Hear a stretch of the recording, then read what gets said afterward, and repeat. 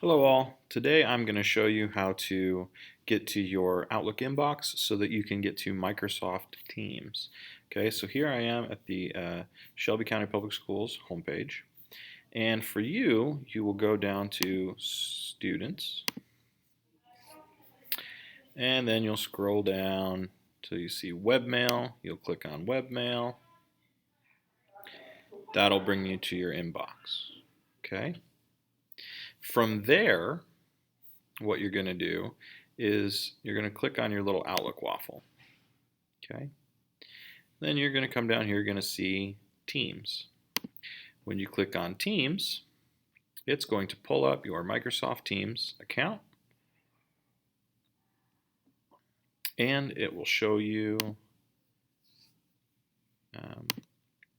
your teams and the ones that you are enrolled in. Okay. Now for my class, you'll just select the team that you're in, either Art 1 Period 1, Period 2, Period 5, Period 3, or Graphic Design Period 6, or Advanced Graphic Design Period 6. There's also one for Advisory and one for the entire Fine Arts at this time. Other than that, you'll just click on whatever one, say you're in Art 1, and you can go to your class notebook and you can look around in there.